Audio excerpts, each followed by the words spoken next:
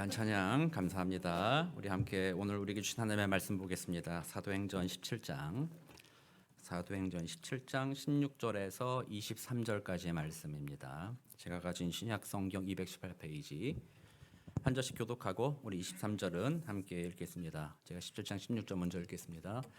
바울이 아덴에서 그들을 기다리다가 그 성에 우상이 가득한 것을 보고 마음에 격분하여 회당에서는 유대인과 경건한 사람들과 또 장터에서는 날마다 만나는 사람들과 변론하니 어떤 에피쿠로스와 스토아 철학자들도 바울과 쟁론할세 어떤 사람은 이르되 이 말쟁이가 무슨 말을 하고자 하느냐 하고 어떤 사람은 이르되 이방 신들을 전하는 사람인가 보다 하니 이는 바울이 예수와 부활을 전하기 때문이러라. 그를 붙들어 아레오바고로 가며 말하기를 내가 말하는 이 새로운 가르침이 무엇인지 우리가 알 수 있겠느냐. 내가 어떤 이상한 것을 우리 귀에 들려주니 그 무슨 뜻인지 알고자 하노라 하니 모든 아덴 사람과 거기서 나그네 된 외국인들이 가장 새로운 것을 말하고 듣는 것 이외에는 달리 시간을 쓰지 않음이더라. 바울이 아레오바고 가운데 서서 말하되 아덴 사람들아 너희를 보니 범사에 종교심이 많도다. 내가 두루 다니며 너희가 위하는 것들을 보다가 알지 못하는 신에게라고 새긴 단도 보았으니 그런즉 너희가 알지 못하고 위하는 그것을 내가 너희에게 알게 하리라. 아멘. 네, 오늘 내용은 바울의 2차 전도 여행 때 있었던 일입니다. 원래 바울은 2차 전도 여행 때 유럽 지역으로 가려고 하지 않았었어요. 지금의 튀르키예 지역, 아시아 지역에서 복음을 계속 전하려고 마음먹고 있었는데 드로아에 있을 때 마게도니아 사람이 환상 중에 나타나죠. 건너와서 우리를 도우라. 그걸 듣고 나서 그 다음날 아침에 바로 지금의 보스포러스 해협, 지금의 이스탄불이죠. 이 아시아 지역에서 유럽 지역으로 바로 넘어갑니다. 넘어가서 복음을 전하기 시작했죠. 처음 도착해서 복음 전한 곳이 빌립보라는 지역이었습니다. 이 빌립보는 알렉산더 대왕의 아버지의 이름을 따서 지은 도시예요. 그래서 아주 큰 번성한 도시였죠. 여기에서 자주장수를 만나서 복음을 전했는데 그날에 예수 믿는 사람들이 많아졌어요. 그렇지만 또 예수 믿는 사람들이 많아지니까 유대인들이 바울이 전하는 예수에 대한 시기심 때문에 바울을 고발해서 바울이 감옥에 갇히기도 합니다. 그러나 감옥에 갇힌 바울이 나는 로마 사람이다 이렇게 얘기하니까 그 빌립보의 고관들이 나와서 잘못했다. 어서 떠나가십시오. 여기를 혼란스럽게 하지 마십시오. 떠나가게 됩니다. 그리고 그 다음 간 도시가 데살로니카라는 도시입니다. 여기는 마게도니아 지방의 수도라고 말할 정도로 큰 도시였어요.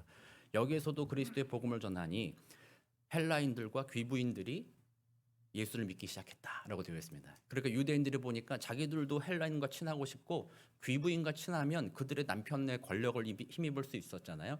친하고 싶은데 그게 잘 안 됐는데 바울이 와가지고 복음을 전하니 그 사람들이 바울의 복음을 듣고 예수 믿기 시작하니까 시기심이 나서 유대인들이 바울을 핍박합니다. 저 사람은 우리를 헷갈리게 만들고 사회를 혼란스럽게 한다. 그래가지고 사람들이 불량배들이 일어나가지고 그 바울을 데려왔던 야손의 집에 쳐들어가서 집주인을 잡아갑니다. 근데 야손이 나중에는 보석금을 내고 풀려나요. 그런 상황에서 형제들이 바울을 데리고 피신을 시키는데 지금 간 곳이 오늘 본문에 나온 데살로니가에서 내려간 곳이 베레아를 중간에 지킵니다. 베레아도 내려갔는데 베레아 사람들도 말씀을 사모하는 마음으로 듣기를 좋아했어요. 공부하고 싶었어요. 그러나 데살로니가의 불량배들이 베레아까지 내려와서 바울을 괴롭힘으로 밤에 바울을 데려다가 오늘 본문에 나오는 아테네로 옮겨간 것입니다.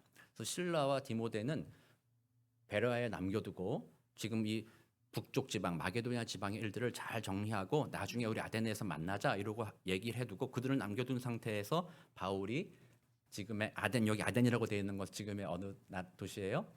아테네라는 도시로 내려와 있는 것입니다. 그리고 실라와 디모데가 오기를 기다리고 있는 것이죠. 여러분들은 지금 오늘 아테네 가면 뭐 하실 거예요? 나 친구 기다려야 되니까 가만히 있어야지. 호텔에 가만히 묵고 있어야지. 그러지 않으실 거 아니에요? 이 당시에도 이 아덴이란 도시는 상당히 번성한 도시였죠. 소크라테스와 플라톤과 아리스토텔레스 많이 들어보셨죠? 주전 400년경 사람입니다. 지금 이 시대가 아닙니다. 예수님이 태어나시기 전 400년 전의 사람인데 그때로부터 이 아테네란 도시는 철학과 경제, 무역 여러 가지의 중심 도시가 되어 왔어요.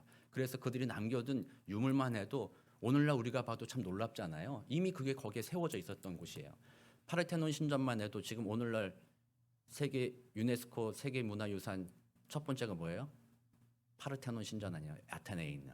근데 지금 가보면은 거기는 그냥 흙 기둥만 있잖아요. 근데 그 당시에는 거기에 색깔을 다 입혀놨다라는 거예요. 그러니까 얼마나 멋있었겠어요.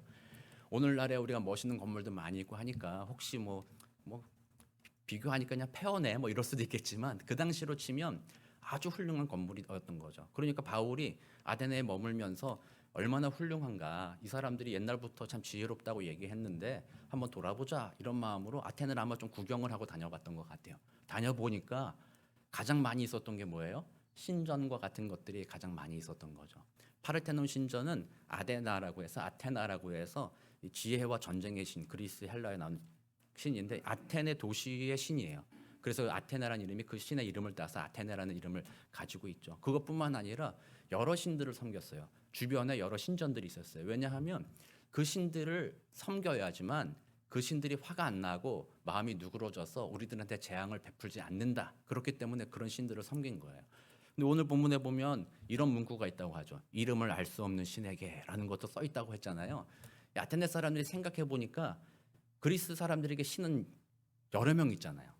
제우스도 있고 올림포스 12, 12신이 있기도 하고 뭐 여러 신들이 있단 말이에요. 혹시라도 그 중에 한 명이라도 빼먹으면 어떻게 돼? 신들이 화가 나가지고 그것 때문에 공격하면 힘들잖아요. 그러니까 머리를 쓴 거예요.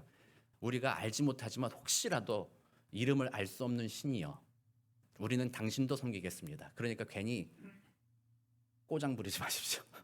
괜히 화내지 마시고 우리 괴롭게 하지 마십시오. 그런 의미로서 이름을 알 수 없는 신에게도 신전에 돌을 세우고 섬기게 된 거예요.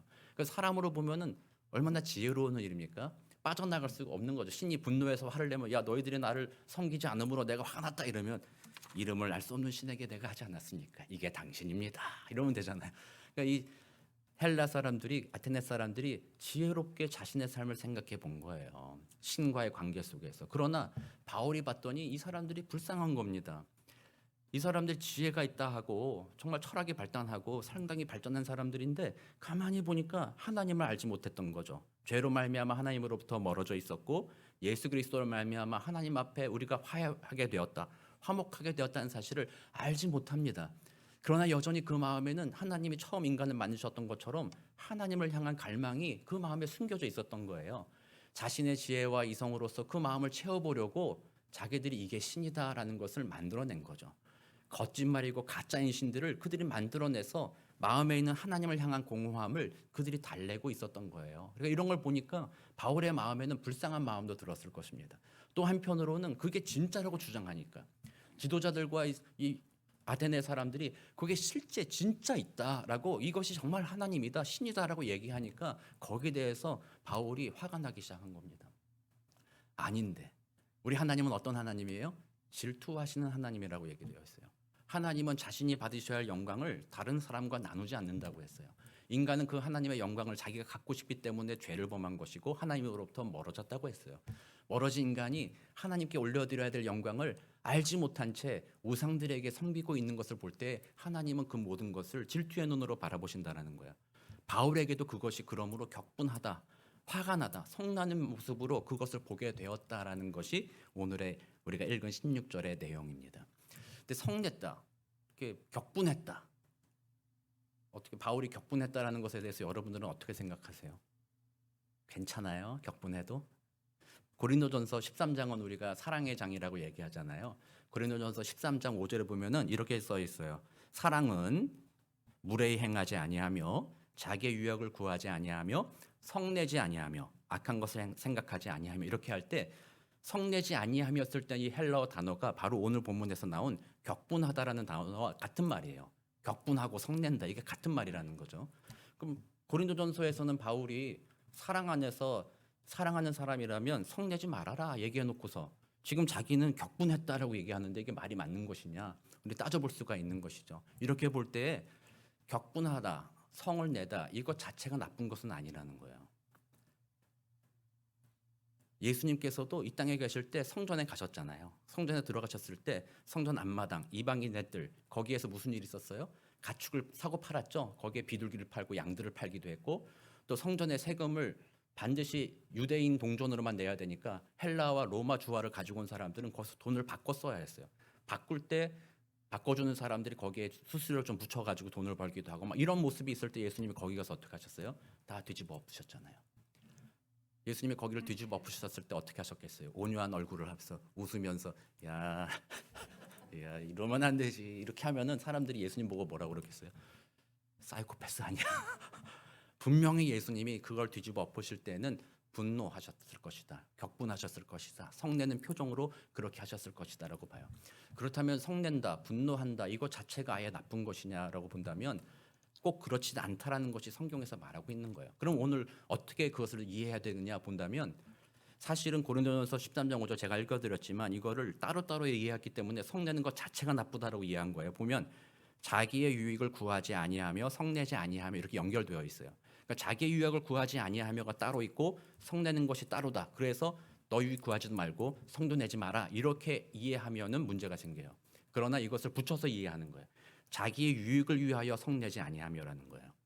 내 유익을 위해서 성내는 일들을 하지 말라는 거예요. 그러면 누구를 위해서 성을 내야 돼요? 주를 위해 성내는 일을 하라는 거예요. 하나님의 나라를 위해서 우리가 격분해야 된다는 거예요. 분노해야 된다. 왜냐하면 하나님은 질투하는 하나님이시기 때문에 그렇다는 것입니다. 예수 믿는 사람들은 우리는 예수 그리스도를 말미암아 하나님의 자녀가 되었잖아요. 그리고 또 우리의 고백은 뭐예요? 나의 주인이 누구라고요? 예수님이잖아요.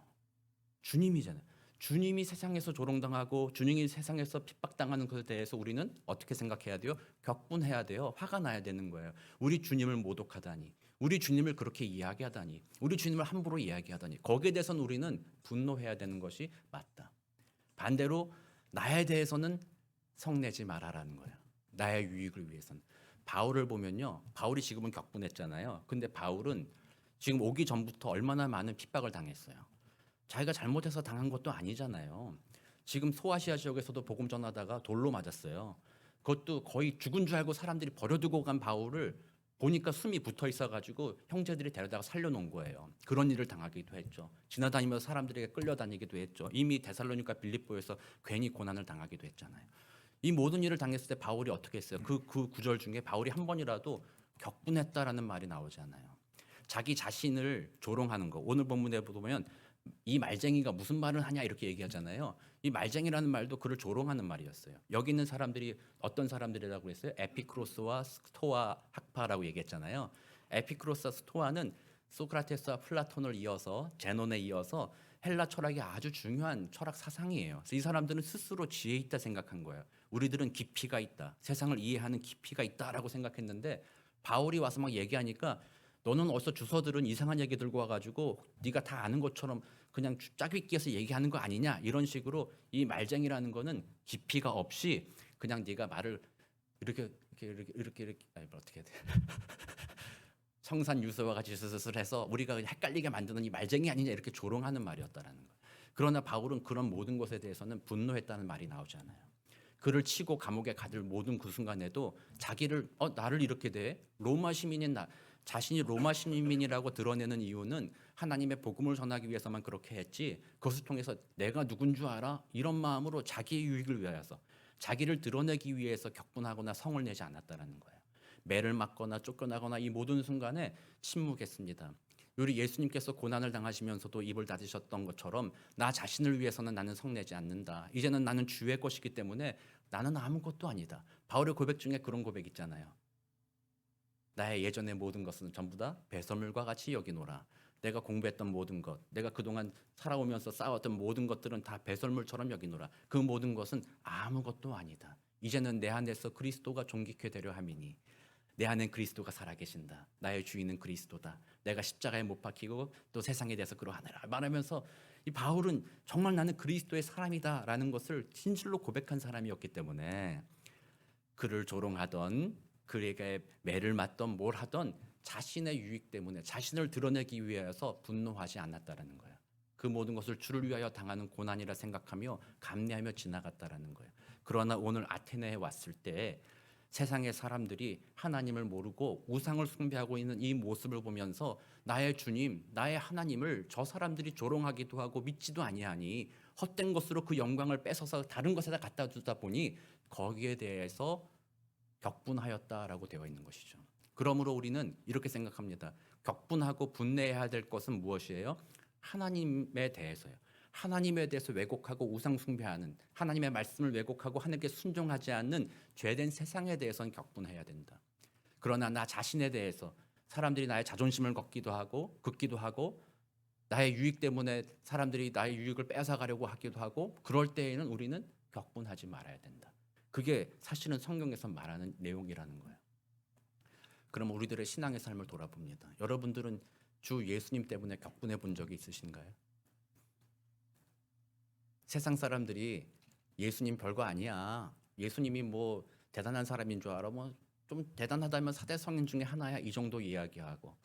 또 오늘날에는 세상에 많은 사람들이 하나님의 말씀을 외면하잖아요. 곡해하고 잘못됐다, 틀렸다, 그렇게 하면 안 된다. 하나님의 말씀에 대적하는 이런 세상에 대해서 우리는 격분해 본 적이 있느냐는 거예요.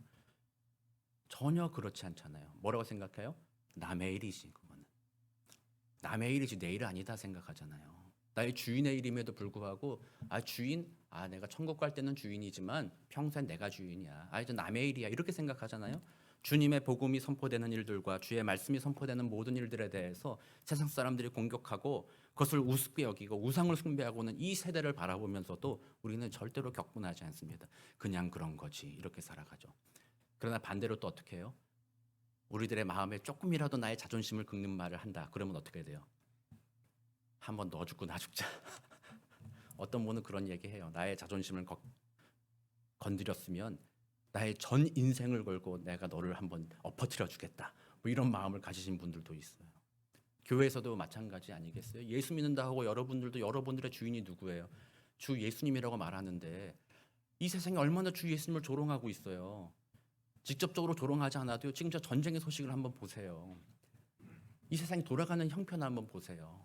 얼마나 하나님의 말씀을 무시하고 우상을 섬기면서 사람을 중요하게 여기지 않고 돈과 명예 이런 것들을 쫓아가는 이 세대를 바라보면서 우리들은 아무런 문제를 의식을 느끼지 않는 거죠. 격분하지 않아요.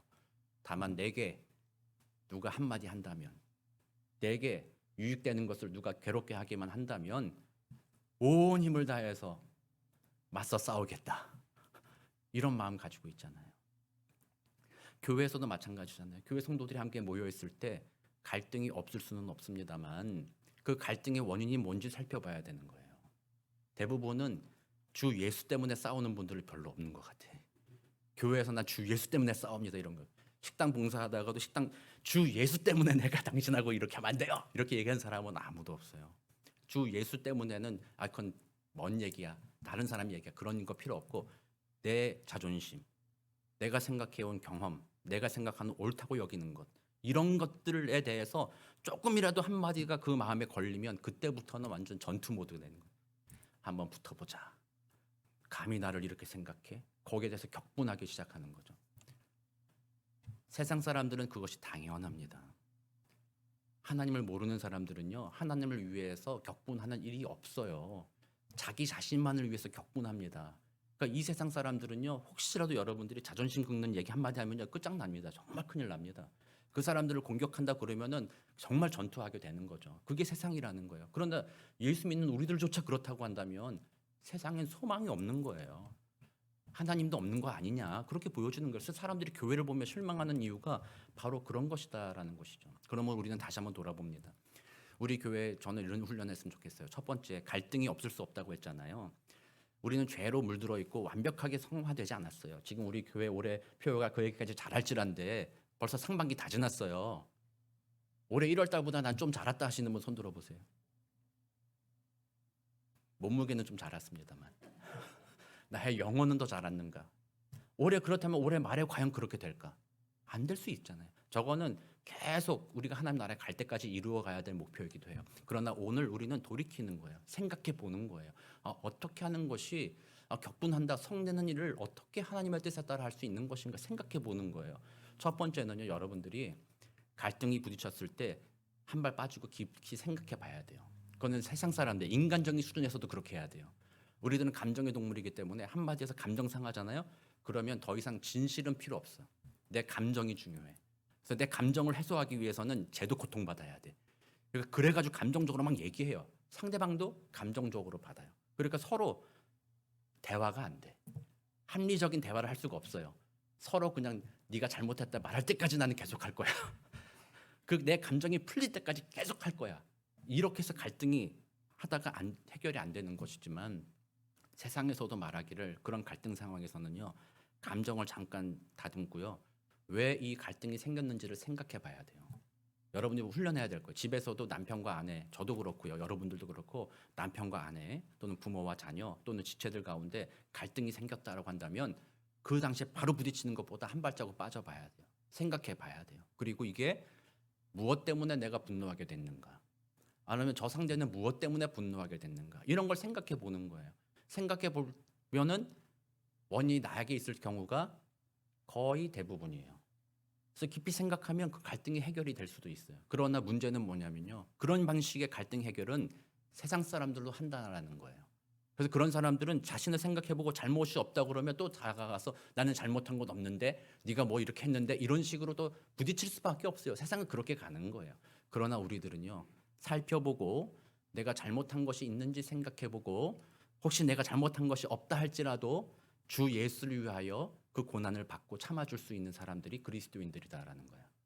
그러니까 교회에서 여러분들이 다른 사람과 갈등 상황에 부딪힌다면 깊이 생각해보고 기도해보고 말씀으로 돌아가 보는 거예요. 그래서 하나님의 은혜로 그 갈등을 참는 거예요. 다만 우리는 그 갈등의 내용을 살펴보았을 때 이것이 주를 위해서 이 사람이 이단이다. 이 사람이 하나님을 완전히 무시하고 있다. 하나님의 말씀을 외면하고 있다고 한다면 거기에 대해서는 분명하게 얘기해 줘야 되는 거예요. 그러나 그렇지 않는 개인의 문제라고 한다면 우리는 갈등을 이해하며 바울과 같이 그 아픔과 핍박을 내가 받을 수 있어야 돼요. 그 고난을 내가 받는 거예요. 그게 주를 위하여 고난받는 거다라고 말할 수 있는 거예요. 이게 갈등 해결의 첫 번째라는 거예요. 그래서 여러분들은 하나님을 위하여 격분해야 되지 자신의 유익을 위해서 격분하는 일들을 점점 줄여가야 된다는 거예요. 성나는 일들이 예전에는 나한테 불리하고 내가 기분 나쁘면 성나는 일들 많이 했다면 이제는 그런 것들을 차차 줄여가고 주님의 말씀에 벗어나는 것들에 대해서 좀 더 성내는 일들, 거기에 대해서 안타까운 마음들을 더 많이 가져가야 된다는 거예요. 세상을 바라볼 때도 그런 마음으로 봐야 돼요. 그렇게 훈련하게 되면 결과는 뭔 줄 알아요? 나 자신에 대해서 분노하게 되는 거예요. 나에 대해서 격분하는 거예요. 먼저는. 내가 하나님의 뜻대로 살지 못하고 있구나. 그것을 깨닫게 되는 거예요. 그래서 나에 대해서 탄식하는 거예요. 바울이 고백했던 것처럼 오호라 나는 공고한 사람이로다. 이 사망의 몸에서 누가 나를 건져내랴. 그 하나님의 뜻에 따라 격분하는 태도는 결국 나에 대해서 나의 죄를 보게 함으로 나를 탄식하게 만든다라는 거예요. 이것이 하나님의 은혜의 복음을 경험하고 복음을 전하는 첫 번째 단계라는 거예요. 여러분들이 그 탄식하지 않고 격분하지 않으면요 복음 전할 일도 없고 나에 대해서 예수 그리스도의 복음을 나한테 선포할 그런 이유도 없는 거예요. 그냥 내 기분대로 살면 되는 거죠. 그러나 여러분들은 이제 예수 그리스도로 말미암아 하나님의 자녀 되었고 여러분들의 주인이라면 여러분들은 주를 위하여 격분해야 됩니다. 여러분 자신을 위해서 격분하지 마십시오. 여러분 자신들의 생각 때문에 성내고 다른 사람한테 함부로 대하고 그렇게 하지 마세요. 그거는 세상 사람들이 하는 일들입니다. 우리는 그런 일들은 참아줘야 되고 주를 위하여 뜨거운 격분하는 마음이 우리 안에 있어야 됩니다. 그게 첫 번째입니다. 교회가 그걸 잃어버리니까 세상에 대해서 복음 전하지 않는 거죠.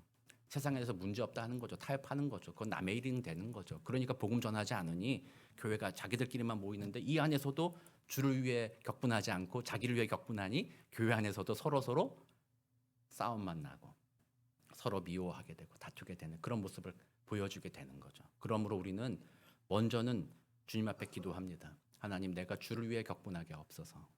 나 자신을 위해서는 이제는 좀 내려놓게 하옵소서. 나 자존심 좀 상하면 어떻습니까, 하나님? 세상에서 뭐 대단한 사람이라고 해도 하나님 앞에 아무것도 아닌데 내가 좀 자존심 상하면 좀 어떻습니까? 내가 좀 손해 좀 보면 어떻습니까? 하나님이 내 편이신데. 그런 것 때문에 우리들은 이제는 나 자신 때문에 격분하지 않게 되길 원합니다. 아멘. 우리 교회가 좀 그렇게 훈련해 갔으면 좋겠습니다. 자, 그다음 격분하는 건 좋은데 그럼 어떻게 격분해야 되냐? 어떻게 성을 내야 되느냐? 이것도 성경적으로 해야 돼요. 성경적으로 안 하면요, 난 주를 위해 격분한다 이렇게 해가지고 그 다음 하는 행동은 뭐예요? 십자군이여 나를 따르라. 저 미개인들을 깨우쳐야 된다. 나를 따르라. 칼을 들어라. 총을 들어라. 나가자. 이렇게 된단 말이에요. 바울은 전혀 그렇게 안 했다라는 거예요. 오늘 본문을 보고 바울의 여러 가지 행적을 봤을 때 태도는 전혀 달랐다라는 거예요. 격분했지만 그 감정으로 다른 사람을 공격하는 태도로 나가지 않았어요. 그는 다른 사람에게 변론하였다라고 되어 있잖아요. 오늘 설교 제목이 사람들과 변론하니라고 되어 있습니다. 17절에 보면 회당에서는 유대인들과 경건한 사람들, 또 장터에서는 날마다 만나는 사람들과 어떤 에피크로스 스토아 철학자도 쟁론했고, 이어서 아레오바고에 올라가서 말하게 됐다라고 되어 있어요. 유대인들인 회당에 가면은 유대인들이 있었고, 유대인들이 믿는 그 여호와 하나님을 알고 싶은 경건한 사람들이 모여들었어요. 그래서 유대인의 회당에 가서는 바울이 들어가자마자 이렇게 했을지 모르겠지만 아닐 것 같아요. 유대인 회당에 발로 문을 뻥 차는 거야. 야 인간들아, 니들이 우리의 구주 되신 예수를 죽였다. 니들이 나쁜 놈들아, 여기 거짓말하는 거 얘네들 잘못 알고 있어요. 나가세요, 나가세요. 바울은 이렇게 하지 않았다는 거예요. 바울은 회당을 찾아가고 그들의 예식을 따라 참여하며 그들에게 그들이 믿고 있는 구약 성경을 설명해주며 그것이 예수 그리스도께로 이어지게 했다라는 그런 이야기를 나눴다라는 거예요. 또 장터에서 사람들 만났다고 그랬죠. 아고라라고 말합니다. 이 장터, 아테네 가면 파르테논 신전이 신의 전이 맨 산꼭대기겠고요. 아고라는 제일 바닥에 있어요. 시장 바닥이에요. 거기에서 이제 물건도 매매하기도 하고, 거기에서 철학자들 이런 사람들이 인생이 뭐냐, 진짜가 뭐냐, 세상의 근원이 뭐냐, 이런 얘기를 나누는 것이 바로 아고라였어요. 거기에 나가서도 사람들과 변론할 때, 야 인간들아, 너희들이 뭘 알지도 못한 채 뭐 쥐에 있다고 떠드는데 우리 예수가 최고다, 막 이렇게 얘기 안 했어요. 그렇게 했으면 벌써 붙잡혀가지고 몽둥이 찜질 당했지. 그렇게 안 하고 거기에 가서도 그들의 철학에 대해서 이야기해주며 자연스럽게 이야기를 나누기 시작했다라는 거예요. 그러다 보니까 에피크로스나 스토아파 이 사람들이 네가 하는 얘기 한번 들어보자로 얘기했고, 그들과도 대화했고, 그리고 나서 아레오바고로 갔다고 했잖아요. 아레오바고는 산 중턱에 있어요. 신전이 맨 위에 있고 바닥에 아고라 시장이 있으면 중턱에 아레오바고라고, 지금 가보면 넓고 평평한 바위가 거기에 있어요. 거기는 의회와 법원 같은 것이 거기에 있었어요. 그래서 이 아테네 시민들에게 다스리는 사람들이 모여 있는데, 그를 데려간 이유는 바울이 전하는 이야기들이 우리 아테네 사람들한테 유익한지 의회에서 법원에서 판결을 주십시오라는 마음으로 그를 데리고 간 거예요. 거기에 들어가서도 이 나중에 우리 17장 뒤에 보면 예수를 증거할 때 바울이 그들을 무시하지 않았어요. 그들이 생각하는 바를 얘기했어요. 너희들은 알지도 못하는 신에게 예배한다고 하니 종교심이 있군요. 그거는 우습게 말하는 것이 아니라 당신들 마음에도 영혼에 대한 사모하는 마음이 있다는 것을 내가 압니다라고 그들을 추켜 세워주는 거예요. 그러니까 바울은 그들과 함께 대화하기 시작했다라는 거예요. 격분했을 때 그들을 공격하려고 한 것이 아니라 격분했지만 그들을 불쌍하게 여기는 마음으로 그들과 대화하기 시작했다. 그들에게 다가갔다라는 것이 바울의 모습이라는 거예요. 이 첫 번째 태도가 바로 그거예요. 대화, 변론했다라는 거예요. 그리스도인들은요, 세상을 바라보며 그들과 대화해야 된다라는 거예요. 그들을 공격하라는 것이 아니에요. 우리 제국주의 시절에 선교사들이 가끔은 그런 일 했잖아요. 제국주의를 합리화시켰잖아요. 이렇게 해서라도 복음을 전해야 된다. 저들은 미개하다. 그러니까 제국주의에 편협해서 군사력 이끌고 가가지고 총 들고 막 너들 예수 믿을 거야 안 믿을 거야 뭐 이런 식으로 했었던 그런 공격적인 방식이 성경에서는 그렇게 나온 적이 없다라는 거예요. 그들과 대화하였다. 또 다른 건 뭐예요? 회피형이 회피. 저 사람들하고는 우리가 너무 생각이 달라. 그러니까 대화할 필요가 없어. 쟤들은 그냥 쟤들끼리 살려고 그러고 우리들은 우리들끼리 예수 믿고 우리만 천국 가자. 바울이나 이 초대교회 사람들이 그렇게 회피하지 않았다라는 거예요. 다가가서 그들과 부드럽게 대화하기 시작했다라는 거예요. 그것을 통해서 복음을 전했다는, 성령에 충만한 사람의 변화가 이렇게 된다라는 겁니다. 바울이 보여주는 거예요. 그래서 우리는 이걸 교회 안에서 훈련하는 겁니다. 아까 말했듯이 우리가 서로 갈등 상황에 있을 때도 있어요. 주를 위한 첫 번째 훈련은 주를 위해 분노하는 것, 나를 위한 분노를 가라앉히는 것이 첫 번째 훈련이라면, 두 번째 훈련은요, 그런 분노와 갈등을 어떻게 해결할 것인가 훈련하는 거예요. 여러분들이 부딪히는 갈등 가운데 교회에서 해결하는 방법은 먼저 자기를 돌아보는 거였죠. 내가 주를 위해 했나? 아니면 나를 위해 했나? 한번 기도해 보면 나를 위해 했다 그러면 회개하고 돌이키면 돼요. 그러나 주를 위해 했는데도 그 갈등이 부딪힌다 그러면 그때는요, 대화하는 거예요. 그게 갈등 해결의 방법이에요. 그러나 사람들은 이 대화하는 방법을 배우질 않았어요. 성경적으로 배우질 않았어요. 어떻게 대화해요? 두 가지 방식으로 대화합니다. 하나는 공격형이에요. 야, 일로 와, 앉아봐. 너 진짜 오늘 한번 해보자, 진짜. 내가 옳은지 네가 옳은지 따져보자. 이게 첫 번째 공격형. 이런 태도는요, 제가 아까 말씀드린 대로 제국주의적인 선교 방식과 다를 바가 없는 거죠. 공격형이니까.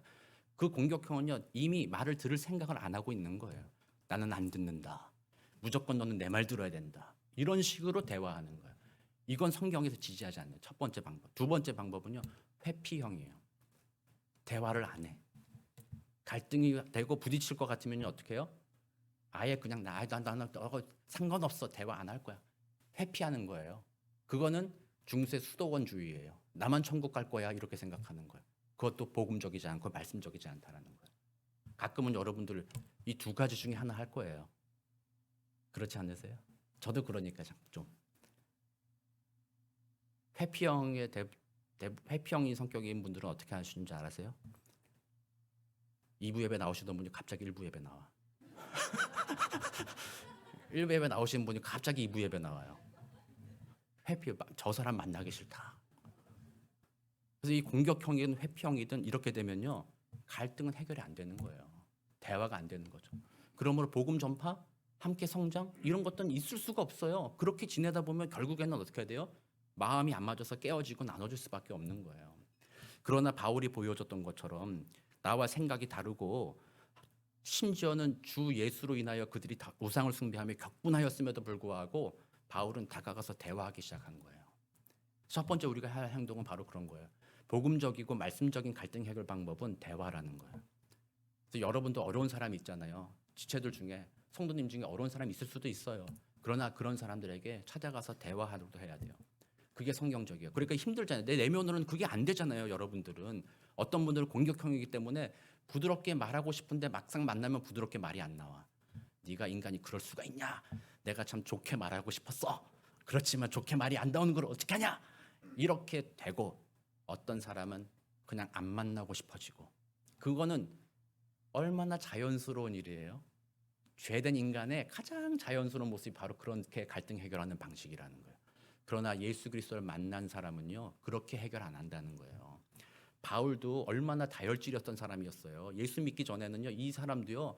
거짓말하는 사람 붙잡아다가 막 자기 스데반 죽일 때 옷을 붙들고 있었던 사람 아니에요. 다혈질 아니었겠어요. 그러나 예수 믿고 나서 변화된 거예요. 그러면 보여주는 거예요. 우리들에게도 그렇게 하라고. 성령 충만한 사람은 그러므로 가서 대화하는 겁니다. 여러분들이 그렇게 생각해야 돼요. 여러분들 혹시 이제 교회에서 여기 계신 분들 중에 서로 마음 부딪혀서 나 저 사람 힘들어 이런 사람들 있잖아요. 안 힘들 수가 없어요. 정말로. 그때는 기도합니다. 성령님 도와주십시오. 하나님의 뜻대로 할 수 있도록 도와주십시오. 그리고 성령이 주시는 용기를 가지고 그들에게 다가가서 대화해야 돼요. 얘기 한번 해봅시다. 나는 이렇게 생각했는데 당신은 어떻게 생각합니까? 들어보는 거예요. 그게 첫 번째 대화를 시작하는 게 첫 번째예요. 두 번째 바울이 무슨 일을 했어요? 대화할 때 상대방 무시하지 않았다고 했잖아요. 당신들이 말하는 것은 내가 다 들어봤습니다라고 얘기하잖아요. 아테네를 그냥 가서 한 군데 앉아서 보다가 대충 보고 니네들 이렇지 이러기 아니라 아테네를 두루 다녀보니까 너희들에게는 우상을 숭배하는 종교심이 있도다라고 얘기하잖아요. 바울의 대화법은요. 겸손함이었어요. 절제가 있었어요. 온유가 있었어요. 그러면서 그리스도의 복음에 대한 확신이 있었어요. 확신이 없어서 우물쭈물하고 그냥 뭐라 그래요? 우유부단하다. 어영부영. 그냥 그냥 얘기해보자. 대화해봐요. 그래요. 그래요. 당신 말이 맞아요. 뭐 이렇게 한 것이 아니라 자기에게는 복음에 확신이 있었지만 보통 확신이 있다고 한다면은 대화를 내가 이기려고만 하는 그런 대화를 하는데 확신이 있었지만 그의 말은 부드러웠고 겸손했고 상대방의 이야기를 들어줬고 거기에 대해서 옳은 것과 그른 것을 분별하여서 자신의 주장을 이야기하기 시작했다라는 거예요.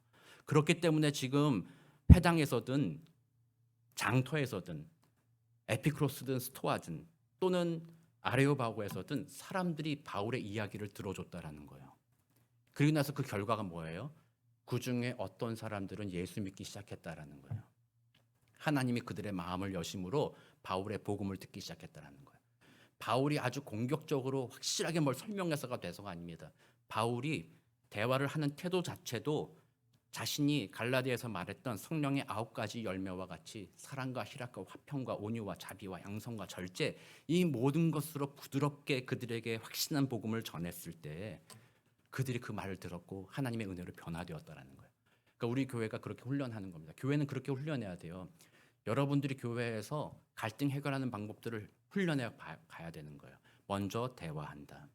그리고 그 대화는 진심 어린 대화가 되어야 한다.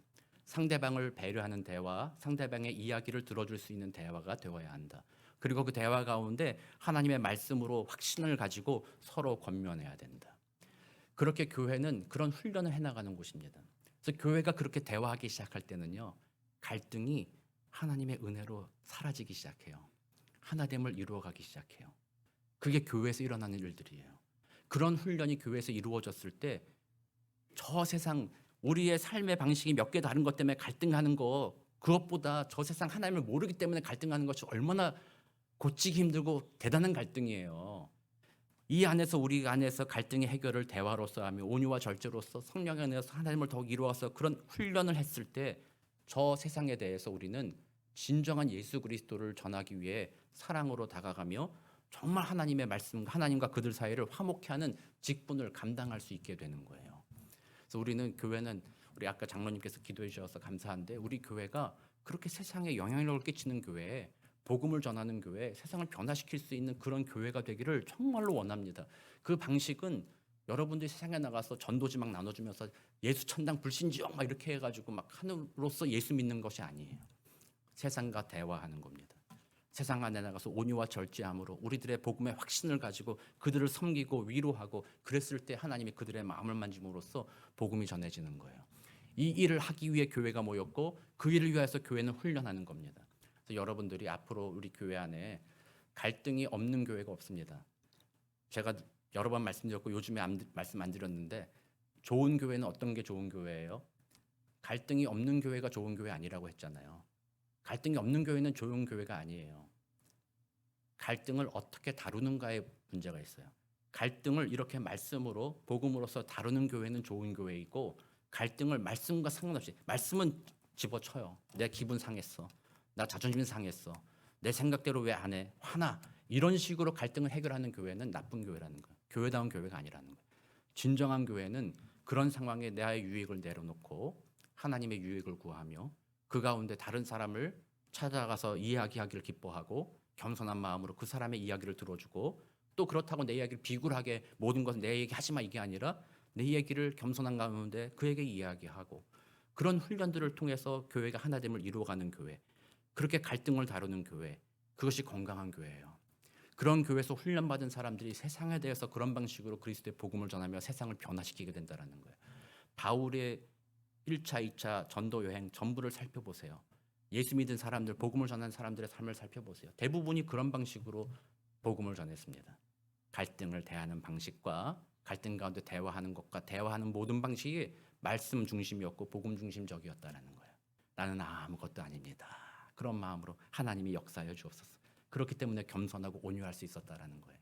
그래서 우리 교회에 그런 교회 되기를 소망합니다. 여러분들 혹시 교회 오시면서 자존심 가지고 와가지고 나 자존심 스크래치 났어, 승질나, 그렇다면은 주님 앞에 기도하게 되길 원하고요. 우리는 모든 것 다 주님 앞에 배설물로 여기고 오직 주를 위하여 분노하고 주를 위하여 대화하고 주를 위하여 서로 섬기고 위로하게 되는 복된 교회, 세상의 빛과 같이 빛나는 교회 되기를, 그런 성도님 또 저 되기를 우리 구주 예수 그리스도의 이름으로 축원합니다. 함께 기도하겠습니다. 사랑과 은혜가 많으신 아버지 하나님 감사합니다. 그렇습니다. 우리들은 여전히 죄 가운데 머물러 있습니다. 하나님의 뜻에 반대하는 저 세상에 대해서는 아무렇지도 않게 생각하면서도 나 자신의 자존심을 건드리는 일에 대해서는 너무나도 민감하게 반응하며 격분하기도 합니다. 하나님, 이제 우리는 자라가기를 원하오니 나 자신 때문에 격분하는 것들은 점점 사라져가게 하여 주옵시고 주 예수로 인하여 격분할 수 있도록 도와주시고 그 은혜로 인하여 이 땅 가운데 그리스도의 복음을 전하며 복음을 더욱 의지할 수 있는 우리 모두가 되도록 주님 도와 주옵소서. 감사드리며 살아계신 우리 구주 예수 그리스도의 이름으로 기도드립니다. 아멘.